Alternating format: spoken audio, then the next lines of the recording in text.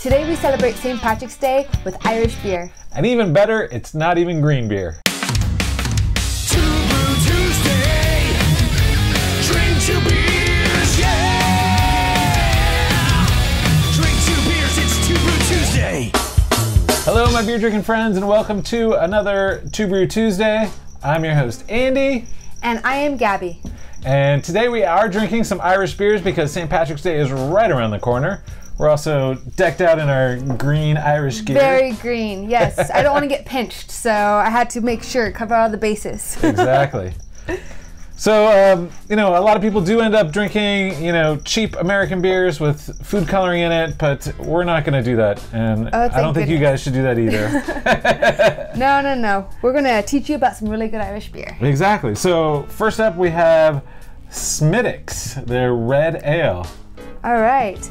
So Smithwick's, and it's not Smithwick's, it's Smithwick's. Exactly. If you want to sound like you're really Irish, make sure you know how to pronounce the name of the beer. So I read that this beer is actually higher in alcohol content in the United States opposed to in Ireland, which is kind of crazy. You would think it's the other way around. Well, I know a lot of times in the UK, in particular, they drink a lot of session beers. Oh, okay. So what that usually means is, you know, you're going to go out to the pub with your mates. And so maybe there's 5 or 6 of you. And if you're going to have a session, everybody has to buy a round of beers. Ooh. So if they're all like 6 or 7%, you're never going to get all the way around the table. Probably not. But if you got like if you got like a 3.5% beer, yeah, you can sit there all day drinking good beer and still make it home at some point. I can totally do that. All right, here we go. So yeah, so it's an Irish red. It's got like a little bit of a brownish tint to it, more than an actual red. Yeah, it's not very red. I was expecting more of a red color to that. Yeah, exactly. So it may have, you know, this beer's probably come over on the boat, so it may have spent a little bit of time in the bottle. Got a little bit of oxidation, which sometimes can darken it up a little bit. There are some bubbles. I feel like the bubbles kind of, after it's settling down, yours seems to have more bubbles than my bubbles. Yeah, it does. I want more bubbles. All right. Well, it's not my fault that you poured it. I know, I poured it. That's my bad. Yeah, no, and it's got a very malty aroma, not too much on the hops. But it's light. Exactly. Yeah. I think this one is 4.5% ABV. Oh, here we go. Yeah, so let's take a taste. Bottoms up.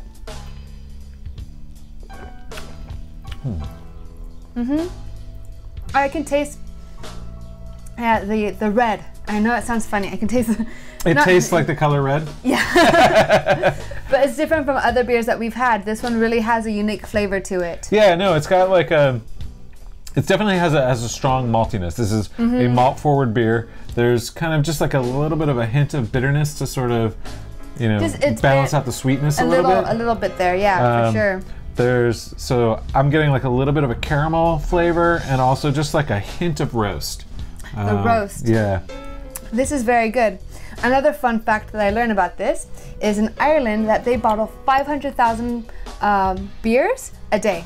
Wow. Of this one. So that's a lot. It's very popular out there apparently. It's going to be a very busy brewery. Yeah, especially for St. Patrick's Day. Yeah, I know this brewery actually dates back, I think, to 1710. That's right. So, you know, they've been perfecting this recipe for quite a long time. Well, they did a good job. Yeah, so I mean, I think if you're going out on St. Patrick's Day and you order one of these, it's gonna go perfect with your, you know, your corned beef and cabbage. Yeah, your Irish soda bread. Exactly. Shepherd's pie. And it's great because, you know, if you're gonna start drinking early on St. Patrick's Day, this beer's not gonna mess you up too badly if you keep drinking it all day. And I think that's the plan. That's why they did it this way. Exactly. Especially because we do like to start very early. Yeah, I think I really liked it because I basically finished mine. It's so easy to drink. Well, I think that means we may need to move on to our second beer. Okay, I'm excited. So the next beer that we have is probably the most popular Irish beer in the world, and that's their Guinness Draft Stout. Guinness, okay. Yeah. So I hear a rattling inside. What is that? So Guinness is traditionally served on nitrogen. It's actually served on something called beer gas, which is a combination of nitrogen and CO2. Okay. And what that does is when they pour the beer, the nitrogen almost immediately comes out of solution. It gives you that really pretty cascade in the glass, but it also makes for a much softer and sort of creamier palate for the beer. Oh, I'm excited to try that. But what they found is you can't actually nitrogenate a beer that's going to go in a bottle, because as soon as you open the top of the bottle, it all just escapes. So they actually developed this, I want to say in the early 90s, this thing called the widget. The widget. Yeah, and it's able to mimic nitrogen pour. Very cool. So I'm gonna. Well, there you go. In case you guys are curious and you hear something in your can, it's a widget. You don't have to freak out.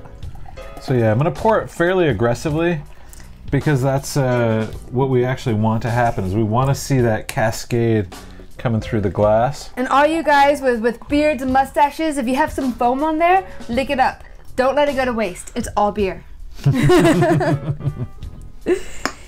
And then for all you ladies or anybody watching the figure, in the camera, and it looks like the bubbles are actually going out the side of the glass. I see. But actually, what's really happening is that the bubbles are coming up from the middle of the glass, and they're actually hitting the top of the surface and then cascading down the sides. You can see the layers. It's like darker and then like medium and then like lighter. Exactly. And if you actually go to the Guinness website, I know they have like a bunch of videos on how to make the perfect pour. Oh, yeah. Well, let's have the perfect drink. Cheers. Exactly. Cheers.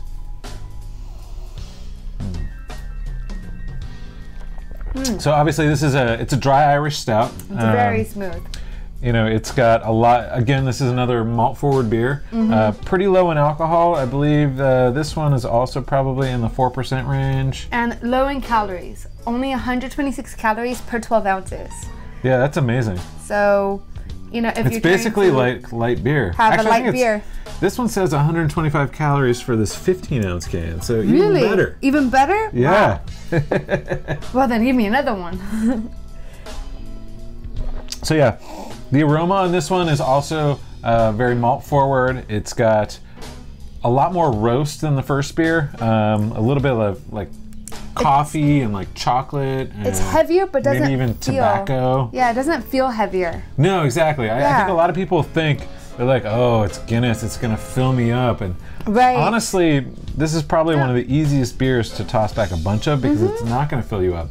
It doesn't have that heavy carbonation that when you drink it, it's gonna expand in your stomach. Yeah. So, yeah, it's really nice. It's a feel-good beer.